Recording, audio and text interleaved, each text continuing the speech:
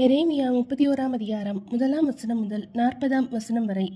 அக்காலத்திலே நான் இஸ்ரவேலின் வம்சங்களுக்கெல்லாம் தேவனாய் இருப்பேன், அவர்கள் என் ஜனமாய் இருப்பார்கள் என்று கர்த்தர் சொல்கிறார். பட்டயத்திற்கு தப்பி மீந்த ஜனம் வனாந்தரத்தில் இரக்கம் பெற்றது. இஸ்ரவேலுக்கு இளைப்பாறுதலை கட்டளையிடப் போகிறேன் என்று கர்த்தர் சொல்கிறார். பூர்வ காலம் முதல் கர்த்தர் எனக்கு தரிசனை யானாய் என்பாய். ஆம், அநாதி சிநேகித்தால் உன்னை சிநேகித்தேன், ஆதலால் காருணியத்தால் உன்னை இழுத்துக் கொள்கிறேன். இஸ்ரவேல் என்னும் கன்னிகையே, மறுபடியும் உன்னை கட்டுவிப்பேன், நீ கட்டப்படுவாய். மறுபடியும் நீ மேல வாத்தியத்தோடும் ஆடல் பாடல் செய்கிறவரின் களிப்புள்ள கூட்டத்தோடும் புறப்படுவாய். மறுபடியும் சமாரியாவின் மலைகளிலே திராட்சை தோட்டங்களை நாட்டுவாய். நாட்டுகிறவர்கள் அவைகளை நாட்டி அதன் பலனை அனுபவிப்பார்கள். எழுந்திருங்கள், சீயோனில் நம்முடைய தேவனாகிய கர்த்தரிடத்திற்கு போவோம் வாருங்கள் என்று எப்ராஹிமின் மலைகளில் உள்ள ஜாமக்காரர் கூறும் காலம் வரும். கர்த்தர் சொல்கிறது என்னவென்றால், யாக்கோபின் நிமித்தம் மகிழ்ச்சியாய் கெம்பீரித்து ஜாதிகளுடைய தலைவரின் நிமித்தம் ஆர்ப்பரியுங்கள். சத்தத்தை கேட்க பண்ணி துதித்து, கர்த்தாவே, இஸ்ரவேலில் மீதியான உமது ஜனத்தை ரட்சியும் என்று சொல்லுங்கள். இதோ, நான் அவர்களை வடதேசத்திலிருந்து வரப்பண்ணி அவர்களை பூமியின் எல்லைகளில் இருந்து கூட்டி வருவேன். குருடரும் சப்பானிகளும் கர்ப்பவதிகளும் பிள்ளை தாய்ச்சியிலும் கூட அவர்களில் இருப்பார்கள். மகா கூட்டமாய் விடத்துக்கு திரும்புவார்கள். அழுகையோடும் விண்ணப்பங்களோடும் வருவார்கள். அவர்களை வழி நடத்துவேன். அவர்களை தண்ணீருள்ள நதிகள் அண்டைக்கு இடராத செம்மையான வழியிலே நடக்க பண்ணுவேன். இஸ்ரவேலுக்கு நான் பிதாவாய் இருக்கிறேன், எப்ராஹிம் என் சேஷ்ட புத்திரனாய் இருக்கிறான். ஜாதிகளே, நீங்கள் கர்த்தருடைய வார்த்தையை கேட்டு தூரத்திலுள்ள தீவுகளில் அறிவித்து, இஸ்ரவேலை சிதறடித்தவர் அதை மேய்த்து கொண்டு ஒரு மேய்ப்பன் தன் மந்தையை காக்கும் வண்ணமாக அதை காப்பார் என்று சொல்லுங்கள். கர்த்தர் யாக்கோபை மீட்டு அவனிலும் பலத்தவனுடைய கைக்கு அவனை நீங்களாக்கி விடுவிக்கிறார். அவர்கள் வந்து சீயோனின் உச்சியிலே கெம்பீரித்து, கர்த்தர் அருளும் கோதுமை, திராட்சரசம், எண்ணெய், ஆட்டுக்குட்டிகள், கன்றுக்குட்டிகள் என்பவைகளாகிய இந்த நன்மைகளுக்காக ஓடி வருவார்கள். அவருடைய ஆத்துமா நீர் பாய்ச்சலான தோட்டம் போல் இருக்கும். அவர்கள் இனி தொய்ந்து போவதில்லை.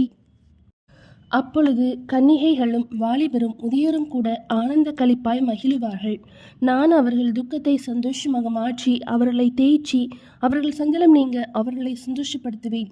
ஆசாரியர்களின் ஆத்துமாவை கொழுமையானவைகளினால் பூரிப்பாக்குவேன். என் ஜனங்கள் நான் அளிக்கும் நன்மையினால் திருப்தியாவார்கள் என்று கர்த்தர் சொல்கிறார். ராமாவிலே புலம்பலும் கசப்பான அழுகையுமாகிய கூக்குரல் கேட்கப்பட்டது. ராகேல் தன் பிள்ளைகளுக்காக அழுது தன் பிள்ளைகள் இல்லாதபடியால் அவைகளின் நிமித்தம் ஆறுதல் அறையாதிருக்கிறாள் என்று கர்த்தர் சொல்கிறார். நீ அழாதபடிக்கு உன் சத்தத்தை அடக்கி நீ கண்ணீர் விடாதபடிக்கு உன் கண்களை காத்துக்கொள் என்று கர்த்தர் சொல்கிறார். உன் கிரியைக்கு பலன் உண்டென்று கர்த்தர் சொல்கிறார். அவர்கள் சத்துருவின் தேசத்திலிருந்து திரும்பி வருவார்கள். உன் முடிவை பற்றி உனக்கு நம்பிக்கை உண்டு. உன் பிள்ளைகள் தங்கள் தேசத்துக்கு திரும்பி வருவார்கள் என்று கர்த்தர் சொல்கிறார். நீர் என்னை தண்டித்தீர், நான் பணியாத மாடு போல் அடிக்கப்பட்டேன். என்னை திருப்பும், அப்பொழுது திருப்பப்படுவேன். நீரே என் தேவனாகிய கர்த்தர். நான் திரும்பின பின்பு மனஸ்தாபப்பட்டு கொண்டிருக்கிறேன். நான் என்னை அறிந்து கொண்டதற்கு பின்பு விழாவில் அடித்து கொண்டிருக்கிறேன்.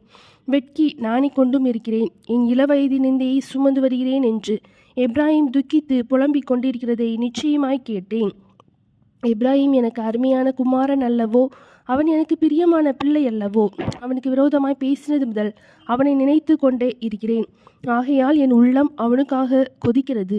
அவனுக்கு உருக்கமாய் இறங்குவேன் என்று கர்த்தர் சொல்கிறார். உனக்கு குறிப்படையாளங்களை நிறுத்து, உனக்கு தூண்களை நாட்டு. நீ நடந்த வழியாகிய பாதையின் மேல் உன் மனதை வை. இஸ்ரவேலாகிய குமாரத்தியே, திரும்பு. இந்த உன்னுடைய பட்டணங்களுக்கே திரும்பு. சீர்கெட்டு போன குமார்த்தியே, எந்த மட்டும் விலகி திரிவாய்? கர்த்தர் பூமியிலே ஒரு புதுமையை சிருஷ்டிப்பார். ஸ்திரீயானவள் புருஷனை சூழ்ந்து கொள்வாள். இஸ்ரவேலின் தேவனாகிய சேனைகளின் கர்த்தர் சொல்கிறது என்னவென்றால், நான் அவர்கள் சிறையிருப்பை திருப்பும் போது அவர்கள் நீதியின் வாசஸ்தலமே, பரிசுத்த பர்வதமே, கர்த்தர் உன்னை ஆசீர்வதிக்க கடவர் என்கிற வார்த்தையை யூதாவின் தேசத்திலும் அதன் பட்டணங்களிலும் கொள்ளுவார்கள். அதிலே யூதாவும் அதனுடைய எல்லா பட்டணங்களின் மனுஷரும் பயிரிடும் குடிகளும் மந்தைகளை மேய்த்து திரிகிறவர்களும் ஏகமாய் குடியிருப்பார்கள். நான் விடாய்த்த ஆத்துமாவை சம்பூர்ணமடைய பண்ணி தொய்ந்த எல்லா ஆத்துமாவையும் நிரப்புவேன். இதற்காக நான் விழித்து பார்த்து கொண்டிருக்கிறேன். என் நித்திரை எனக்கு இன்பமாயிருந்தது. இதோ நாட்கள் வருமென்று கர்த்தர் சொல்கிறார். அப்பொழுது இஸ்ரவேல் குடும்பத்தையும் யூதா குடும்பத்தையும் மனுஷ வித்தினாலும் மிருக வித்தினாலும் விதைப்பேன். அப்பொழுது நான் பிடுங்கவும் இடிக்கவும் நிர்மூலமாக்கவும் அழிக்கவும் தீங்கு செய்யவும் அவர்கள் பேரில் எப்படி ஜாக்கிரதையாய் இருந்தேனோ அப்படியே கட்டவும் நாட்டவும் அவர்கள் பேரில் ஜாக்கிரதையாயிருப்பேன் என்று கர்த்தர் சொல்கிறார். பிதாக்கள் திராட்சை காய்களை தின்றார்கள், பிள்ளைகளின் பற்கள் கூசி போயின என்று அந்நாட்களில் சொல்ல மாட்டார்கள். அவனவன் தன் தன் அக்கிரமத்தின் நிமித்தமே சாவான்.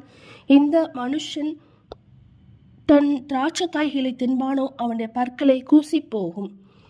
நாட்கள் வரும் என்று கர்த்தர் சொல்கிறார். அப்பொழுது இஸ்ரவேல் குடும்பத்தோடும் யூதா குடும்பத்தோடும் புது உடன்படிக்கை பண்ணுவேன். நான் அவர்கள் பிதாக்களை எகிப்து தேசத்திலிருந்து அழைத்து வர கைப்பிடித்த நாளிலே அவர்களோட பண்ணின உடன்படிக்கையின்படி அல்ல. ஏனெனில் நான் அவர்களுக்கு நாயகராயிருந்தும் அந்த என் உடன்படிக்கையை அவர்கள் மீறி அவமாக்கி போட்டார்களே என்று கர்த்தர் சொல்கிறார். அந்நாட்களுக்கு பிற்பாடு நான் இஸ்ரவேல் குடும்பத்தோடே பண்ண போகிற உடன்படிக்கையாவது, நான் என் நியாயப்பிரமாணத்தை அவர்கள் உள்ளத்தில் வைத்து அதை அவர்கள் இருதயத்தில் எழுதி நான் அவர்கள் தேவனாய் இருப்பேன், அவர்கள் என் ஜனமாயிருப்பார்கள் என்று கர்த்தர் சொல்கிறார். இனி ஒருவன் தன் அயலானையும் ஒருவன் தன் சகோதரையும் நோக்கி கர்த்தரை அறிந்து கொள் என்று போதிப்பதில்லை. அவர்களில் சிறியவன் முதல் பெரியவன் மட்டும் எல்லாரும் என்னை அறிந்து கொள்வார்கள் என்று கர்த்தர் சொல்கிறார். தான் அவர்கள் அக்கிரமத்தை மன்னித்து அவர்கள் பாவங்களை இனி நினையாதிருப்பேன். சூரியனை பகல் வெளிச்சத்துக்காகவும் சந்திர நட்சத்திர நியமங்களை ரா வெளிச்சத்துக்காகவும் கட்டளையிட்டவரும், அலைகள் கொந்தளிக்கத்தக்கதாக சமுத்திரத்தை குலுக்குகிறவரும், சேனைகளின் கர்த்தர் என்னும் நாமம் உள்ளவரும் ஆகிய கர்த்தர் சொல்கிறது என்னவென்றால், இந்த நியமங்கள் எனக்கு முன்பாக இல்லாதபடிக்கு ஒளிந்து போனால் அப்பொழுது இஸ்ரவேல் சந்ததியும் எனக்கு முன்பாக என்றைக்கும் ஒரு ஜாதியாய் இராதபடிக்கு அற்றுப்போம் என்று கர்த்தர் சொல்கிறார்.